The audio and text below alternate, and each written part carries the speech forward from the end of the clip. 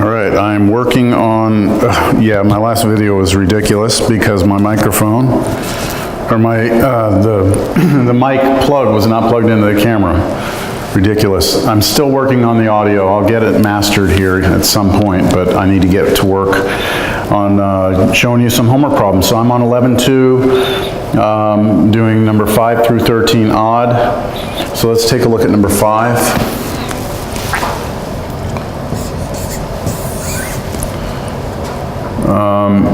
We have limit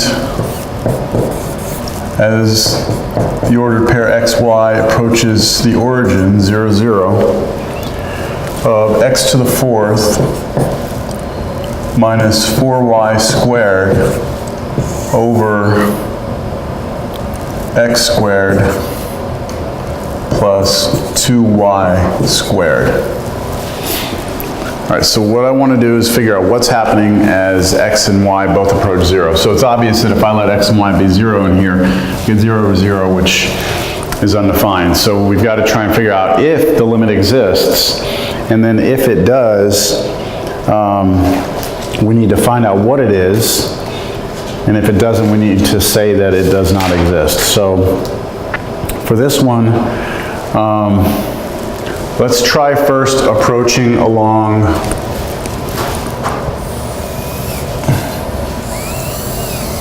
going along the identity. Let's go along the line y equals x and see what happens.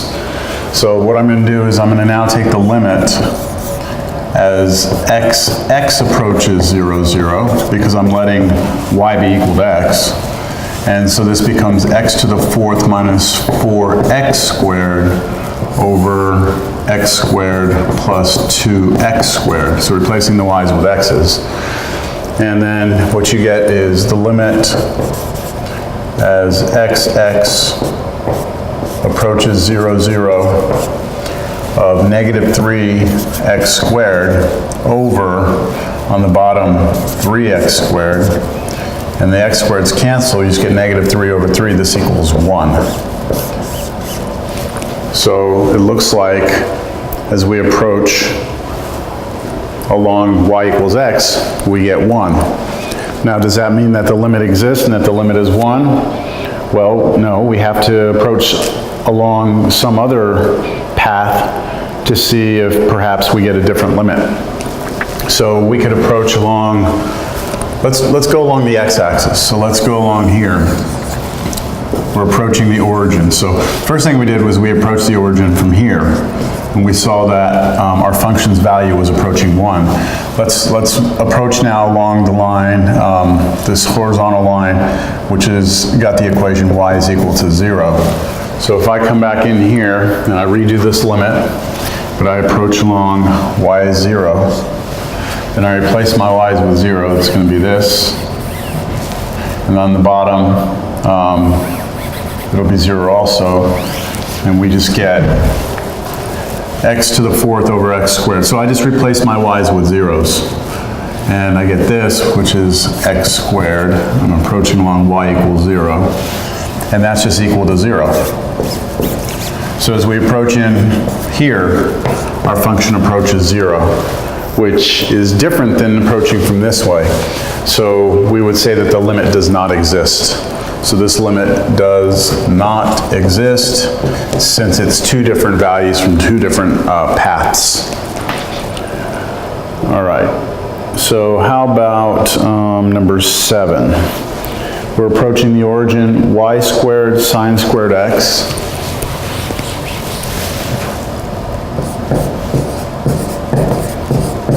Over x to the fourth, I think it was plus y to the fourth, I'll check. It's number 7. Yeah.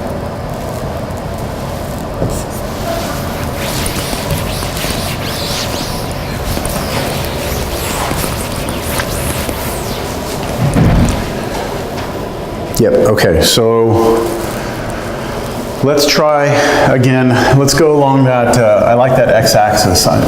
What I see here is if I do that, if I let that, I should get just 0, let's see.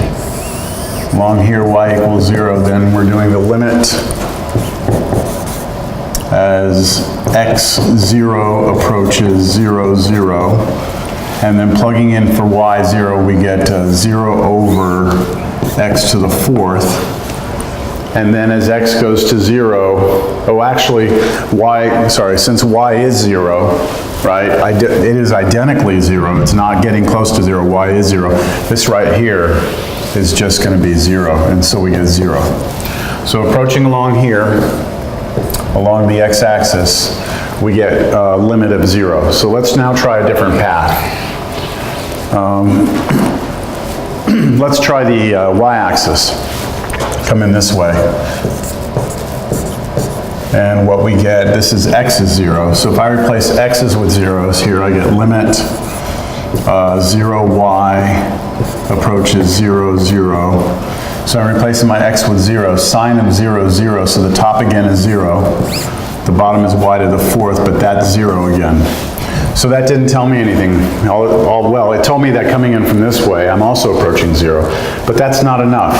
I've got to be able to convince myself that from every path, it's approaching 0 now. So let me try a different path, and maybe I can get this thing to screw up. Y equals x would probably be the next one. Let's try that, the diagonal. This y is x. So this limit now becomes the limit as x approaches 0, 0. So I replace all my y's with x's.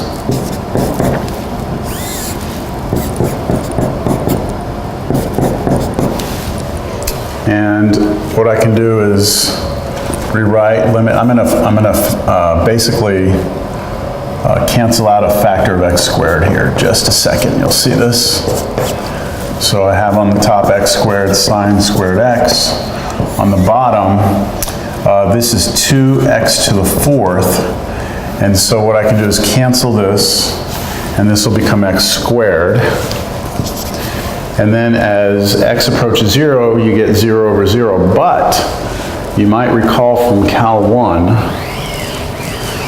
that once you're here at this point, you could use L'Hopital's rule, or you could recognize one of those important limits, Cal 1, that we teach right in the beginning.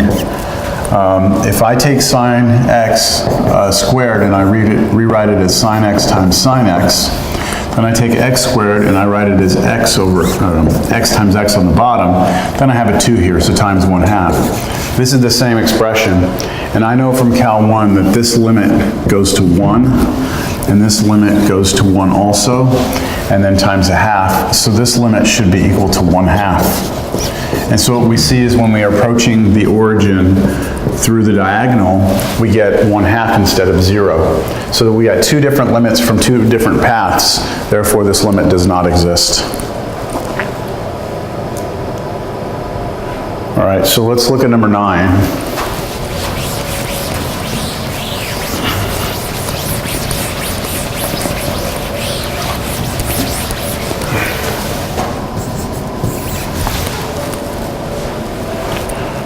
Limit, we're going to the origin, xy over square root of x squared plus y squared. X squared over square root of x squared plus y squared.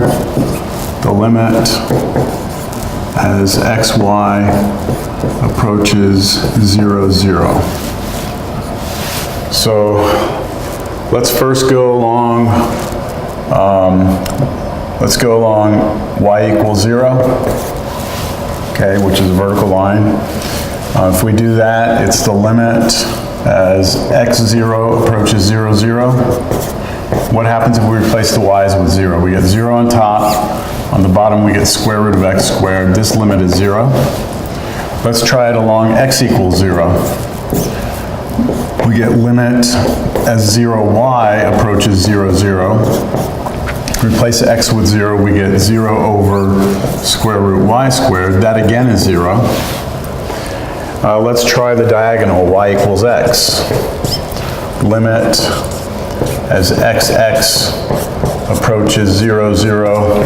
So replace all your y's with x's. X squared over square root of x squared plus x squared is 2x squared, which is equal to, let's see, on the top we get, well, what can we do? We get I'm just rewriting this. This is x squared over root 2 times root x squared. And that's going to be equal to x squared over root 2 times the absolute value of x. And, well, what does this tell us? Essentially, if x is a positive number, which it won't always be, but if x is a positive number, right? Let's say x is positive. If x is greater than 0, then the absolute value of x is equal to x. So what you have is x squared over x times root 2. And then one of the x's cancels, and you just get x over root 2. And if you let x go to 0 now, you get 0. Now, if x is negative, right, then the absolute value of x is going to be a negative number. Write it this way. Right, so x squared is on top. So if x is a negative number, the absolute value of x is still going to be positive. So what we'll do is we'll cancel one of these out, right?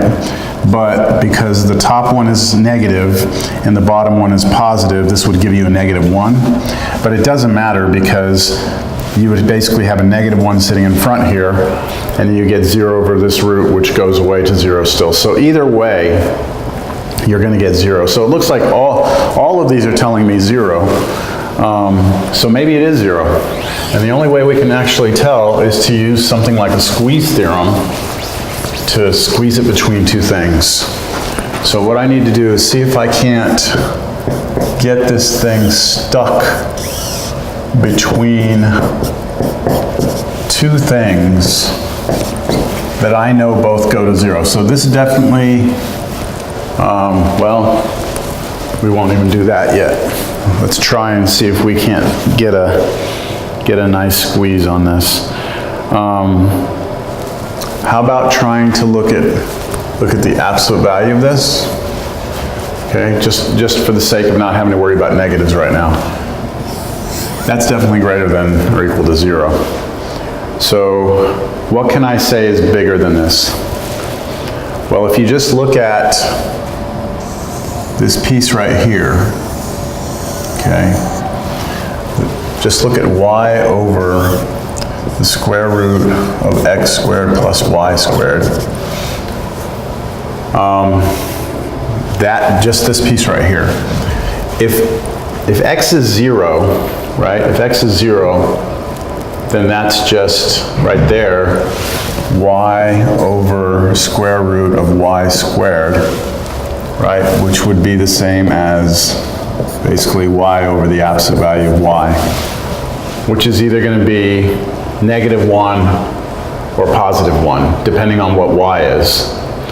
So if I take now, what I'm trying to get at is this right here, let's look at its absolute value. The absolute value of that is definitely going to be smaller than y over, since I did the absolute value of the whole thing, it doesn't matter, y over the square root of y squared. See if that makes sense. I'm trying to back up here. This piece right here, if I look at its absolute value, since x squared is being added to y squared, this is bigger than just y squared by itself. If that's bigger on the bottom, this fraction is smaller than this one. But this is just equal to 1, right? So what I'm getting at is that this right here, right? This right here is less than 1. This number right here, whatever it turns out to be, is always less than 1. So x times something less than 1 must be smaller than just the absolute value of x.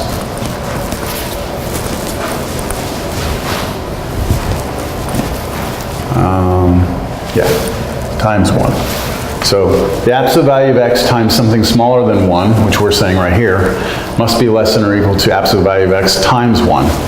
And if we have that, then what we can do at this point is we can take the limit as xy approaches 0, 0 on all three of these. So where's this one going to go? Well, nothing.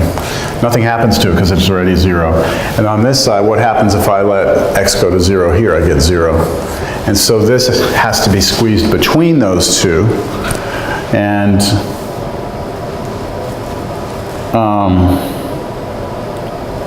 through the squeeze theorem, pretty much if the absolute value of this function is going to be squeezed between 0 and 0, then it doesn't matter if it's negative either, because if it's squeezed between 0, 0 is neither positive nor negative, so it's going to get squeezed in between, and the only number it can go to then, whether or not it's positive or negative, the only number it can go to is going to be 0.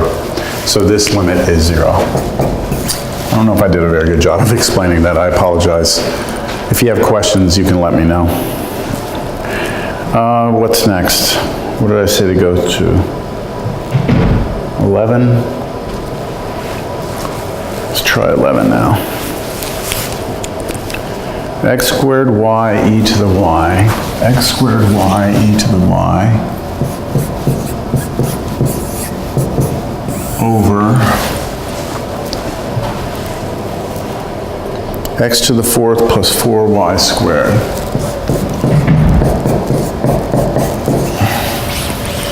All right, let's try a couple of things. Now I'm going to shorten this up because of time. I've got a meeting here in a little bit. Let's go along, first of all, x equals 0. If x equals 0, I'm going to do a limit. I'm just going to write L instead of this whole thing, okay? I'm going to do the limit. I'll let x go to 0 here. I get 0 on top. I get 0 on top. On the bottom, I get 4y squared. So that's 0. If I let y equal 0, I get the limit, all this stuff. Y0 kills off the top. I get 0 over x to the 4th. That's 0. Okay, so far so good. Let's let y equals x. So I do that limit. Now I'm going to go, x goes to 0, 0. All my y's are going to be replaced with x's. So x cubed e to the x over, this is going to become x to the 4th plus 4x squared. I can factor out an x squared and cancel, so I'll get x e to the x over, let's see, I factored it out, an x squared, right? So I get x squared plus 4, like that. And then the question is, let me write it down. I did x squared times x e to the x over, I pulled out an x squared like that, and I canceled an x squared. So that's what I did there. I'm still doing a limit here. As x goes to 0, right?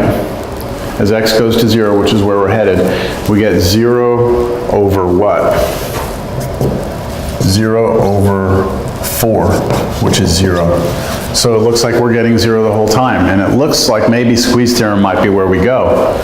But let's try this. Let's try y is x squared.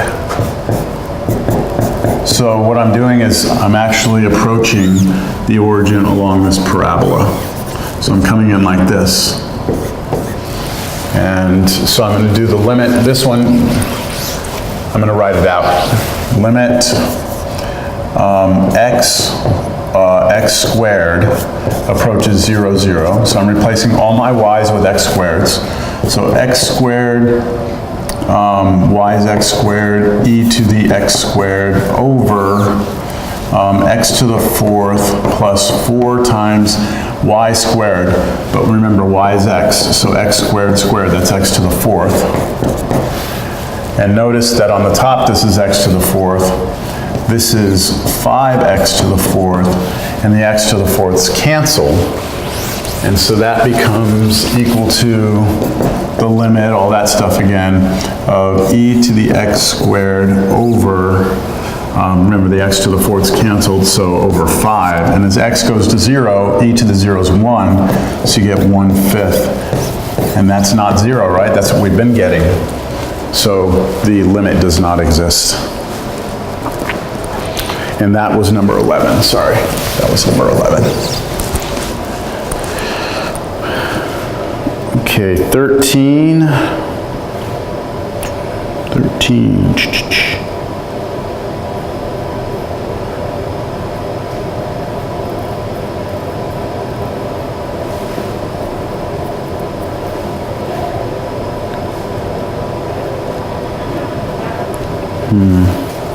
What did I assign up through? So I don't know if I have time for this. 13, yeah, I did assign through 13. 13's pretty tricky.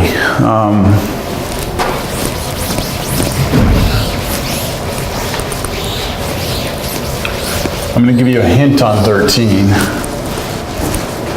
and I'll let you do it yourself. You're going to do limit as xy approaches 0, 0 of x squared plus y squared over square root x squared plus y squared plus 1 minus 1. And you can try all these different things, like x is 0, y is 0. Let's just try x is 0 real quick. X, if we're coming in along x is 0, what happens? We get y squared over square root y squared plus 1 minus 1. And so what you're going to get is 0 over 0. So that's going to not be nice. And then if we do y is 0, we get the same thing but in x's, and it's still not nice. So we're not getting anything real clean. So the hint to you here is to do something very unnatural. I want you to take this and multiply it by its conjugate of the bottom there. So this minus 1 instead, multiplied by this plus 1 on top and bottom. And see what happens. If you do that, this algebraically will simplify and the limit becomes very easy to do, and your answer will be 2. It'll just fall out very cleanly. So right now, if we try and plug 0, 0 in here, we get 0 on top, 0 on the bottom. But if you come in with the conjugate and you do this after you do the conjugate, you won't get 0 over 0 anymore, you're going to get 2. So I'm going to let you do that. Just remember, this is kind of a trick. You can pull that out of the bag whenever you need to. All right, that's it.